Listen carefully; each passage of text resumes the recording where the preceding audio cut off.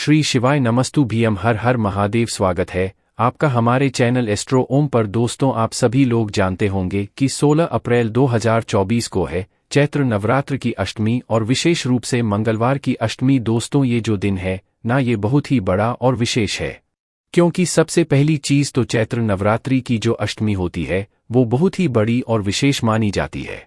साथ ही में जब वो दिन मंगलवार का पड़ जाए तो ये सोने पे सुहागा वाला दिन हो जाता है। इसीलिए दोस्तों, आप लोगों को ये मंगलवार की अष्टमी या ये चैत्र नवरात्रि की अष्टमी को अपने हाथ बिल्कुल भी नहीं जाने देना चाहिए। और इस दिन आप लोगों को 5 कनीर के फूल वाला उपाय जरूर करना चाहिए।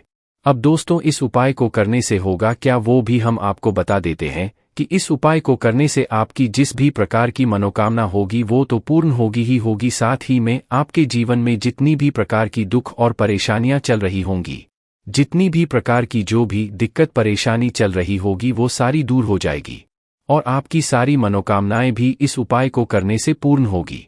पर दोस्तों, उसके पहले आप लोगों को ये 5 फूल वाला उपाय समझना होगा कि आखिर ये उपाय करना कैसे है, किसको करना है और किस समय करना है। तो चलिए दोस्तों, जानते हैं इस उपाय को अच्छी तरीके से। तो ये सबसे पहली चीज दोस्तों, ये 5 कनीर के फूल वाला जो उपाय है, ये हम हर कभी नहीं करते हैं। ये हम उन विशेष दिनों पर करते हैं जिन विशेष दिनों का कुछ बहुत ही बड़ा और विशेष महत्व होता है। उसी तरीके से इस चैत्र नवरात्रि की अष्टमी का भी बहुत ही बड़ा महत्व होता है, या इस बारे में जो पड़ रही है मंगलवार की अष्टमी, उसका भी बहुत ही बड़ा और विशेष महत्व होता है। जब विशेष दिन पर हम 5 खनीर के फूल वाला उपाय करते हैं तो सीधी सी बात है कि उस उपाय का फल हमें बहुत जल्दी और बहुत बड़ा होकर मिलता है।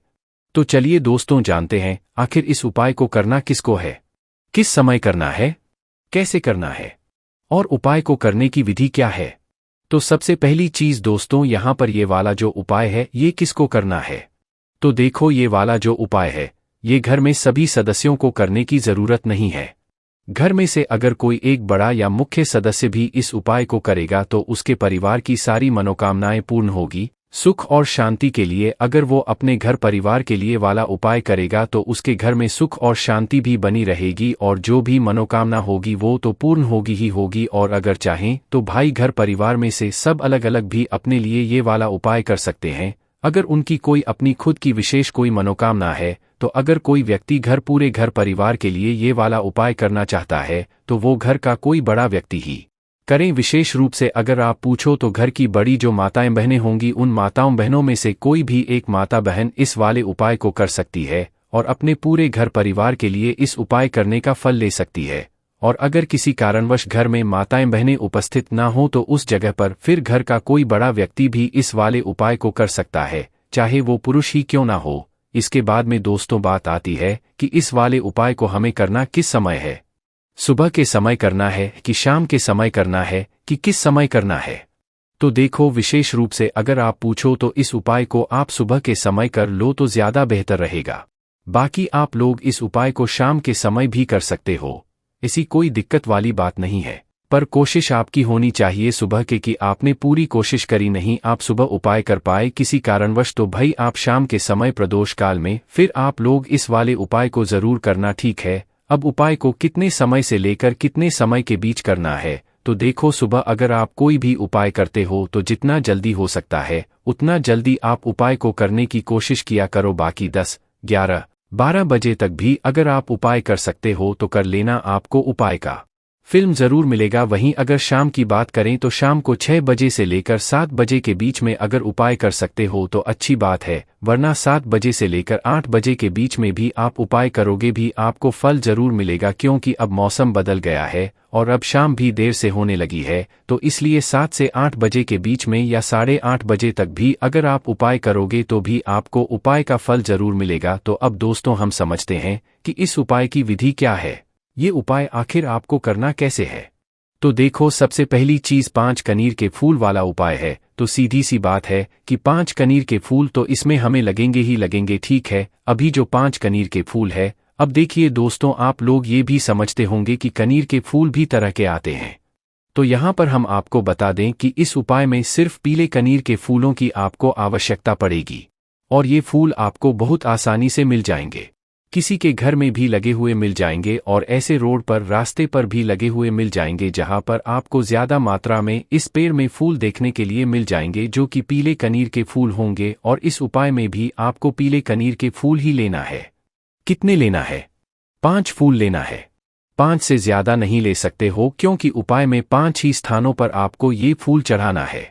अब ये 5 पीले कनेर फूल जैसे ही आप लोग ले लेते हो, देखो अगर आपको सुबह सुबह जल्दबाजी में मतलब फूल ना मिले तो आप एक दिन पहले भी अपने घर में मतलब 5 कने के फूलों को लाकर रख सकते हो। बाकी अगर सुबह सुबह ताज़ा फूल मिल जाए तो और अच्छी बात है। बाकी शाम के समय अगर आप लोग कर रहे हो उपाय तो पहले ही तोड़कर रखना क्योंकि शाम के समय फिर फूल नहीं तोड़ सकते, इसलिए इस बात का भी आप लोग ध्यान रखना। तो जैसे ही आपके 5 कनेर के फूल तैयार हो जाते 5 कनेर के फूल तैयार करने के बाद क्या हम सीधा उपाय को करने के लिए जा सकते हैं? नहीं, पहले आपको इस बात का ध्यान रखना है कि उपाय को शुद्धता का आप लोग विशेष रूप से ध्यान रखें। उसके बाद में सीधा आप लोगों को 5 कनीर के फूल लेकर नहीं जाना है, उपाय को करने के लिए नहीं जाना है।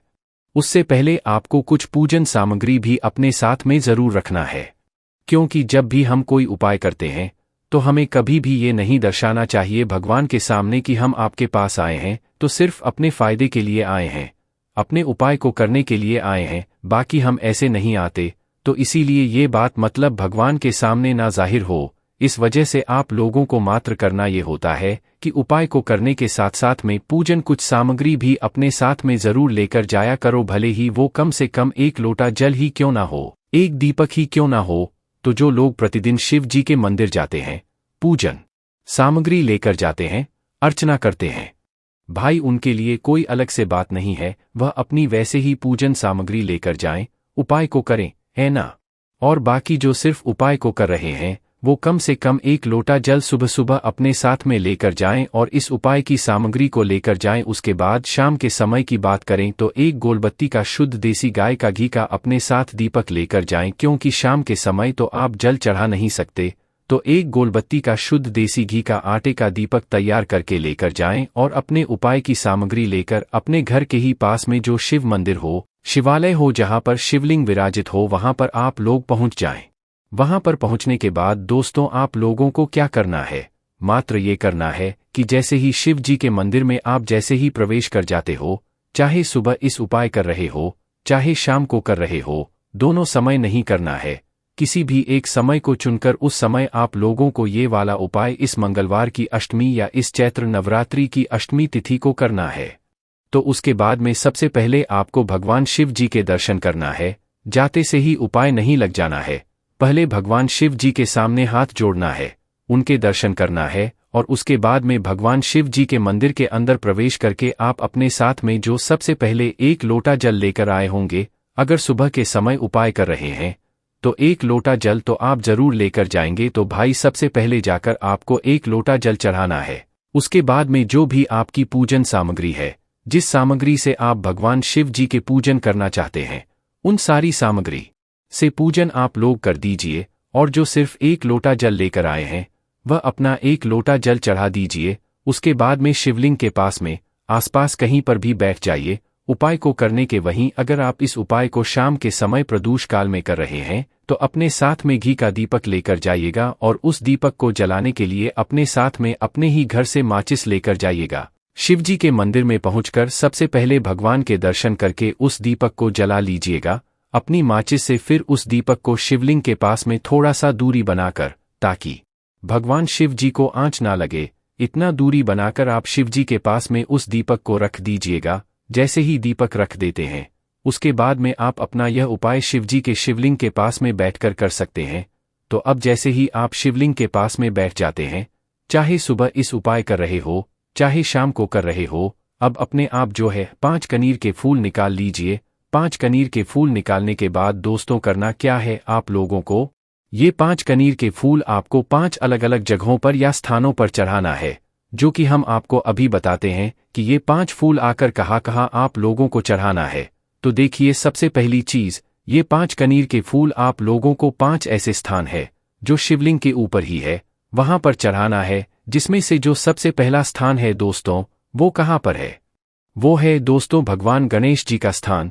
शिवलिंग के ऊपर एक भगवान गणेश जी का स्थान होता है, जो कि जलाधारी के राइट साइड पर होता है, मतलब जलाधारी के सीधे हाथ की तरफ।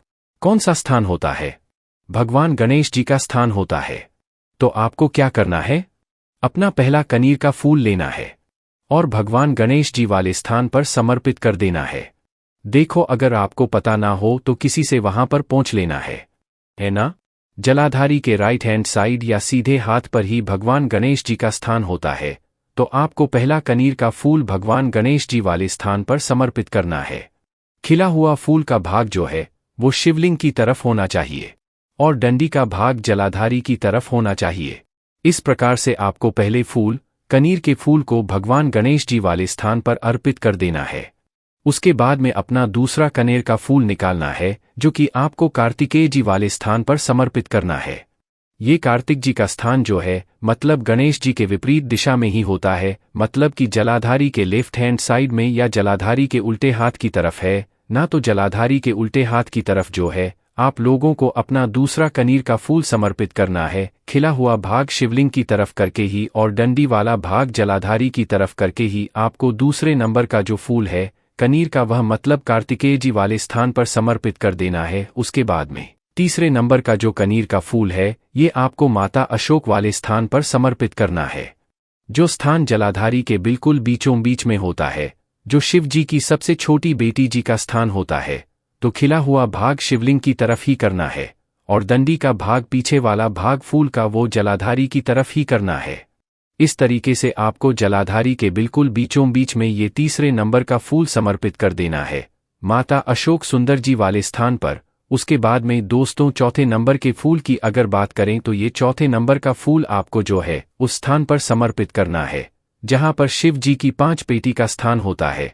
मतलब शिवलिंग के ऊपर आपने एक जलपात्र टंगा हुआ देखा होगा, जिससे बूंद बूंद कर शिवजी की शिवलिंग के ऊपर जल टपकता रहता है, जिस पात्र के अंदर शिवजी की 5 पेटियों का स्थान होता है, जिन पेटियों का नाम है जया, विशरा, शामली, बारी, ताउत्री और देवी। इस नाम को आपको ध्यान रखना है या लिखकर रख लेना है, क्योंकि ये चौथे नंबर का जो फूल है, इसको चढ़ाते समय आपको शिवजी की 5 पेटियों का नाम स्मरण कर लेना है।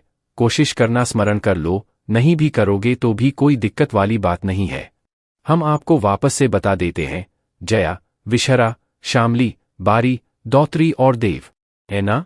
इन 5 पेटियों का नाम लेकर उस पात्र के अंदर ये चौथे नंबर का फूल आप लोग समर्पित कर देना है। अगर वह पात्र टंगा हुआ हो तो शिवजी की 5 पेटियों का नाम लेकर ही जो है, मतलब ये जो फूल है चौथे नंबर के, ये जलाधारी के ऊपर ही समर्पित कर देना। माता जगदम्बा जी के हस्त का मतलब शिवलिंग के आसपास कहीं पर भी जलाधारी के ऊपर है ना, ये चौथे नंबर का फूल आप समर्पित कर देना। उसके बाद में 5वें और आखिरी नंबर का जो कनेर का फूल रहेगा, ये आपको शिवलिंग के ऊपर समर्पित करना है। पर उससे पहले अगर आपके मतलब जिस मंदिर में उपायुक्त कर रहे हैं उस मंदिर में अगर त्रिशूल लगा हुआ है, तो त्रिशूल का एक मध्य भाग होगा, जिस मध्य भाग से 3 जो है वो मतलब निकले हुए होंगे त्रिशूल के, ठीक है? तो उस मध्य भाग पर अगर हो सके त्रिशूल अगर आपके मंदिर में है तो भाई उस मध्य भाग से इस 5वें नंबर के कनेल के फूल को छुआ लेना या स्पर्श करा लेना और इसे सीधा भगवान शिवजी के शिवलिंग के ऊपर अपनी मनोकामना को करते हुए चढ़ा देना। खिला हुआ भाग सामने की तरफ होगा, मतलब जलाधारी की तरफ होगा, और डंडे वाला भाग शिवलिंग के पीछे की तरफ होगा, ठीक है? शिवलिंग मतलब फूल के पीछे वाला भाग शिवलिंग के पीछे की तरफ होगा। इस तरीके से आपको इस 5वें नंबर के फूल को शिवलिंग के ऊपर चढ़ा देना है। अगर त्रिशूल नहीं है तो आप सीधा जो है इस फूल को मतलब भगवान शिव जी के शिवलिंग के ऊपर अपनी मनोकामना को करते हुए चढ़ा दो, भगवान से प्रार्थना करते हुए चढ़ा दो, ठीक है? मनोकामना विशेष बोल देना, जिस मनोकामना के लिए आप लोग अपना ये वाला उपाय कर रहे हो। बस दोस्तों, यहाँ पर ये वाला उपाय पूरा हो जाता है। इस उपाय को करने के बाद दोस्तों आप विश्वास मानना कि आपने इस उपाय को इस चैत्र नवरात्रि की अष्टमी तिथि को, यश मंगलवार की अष्टमी को किया है, जिसका बहुत ही बड़ा और विशेष महत्व होता है। इसलिए इस उपाय का फल आपको बहुत ही जल्दी और बहुत बड़ा होकर मिलेगा। बाकी दोस्तों, इस उपाय करने में अगर आपको कोई भी दिक्कत समस्या आती है तो कमेंट करके पूछ सकते हैं। श्री शिवाय नमस्तु भीम, हर हर महादेव।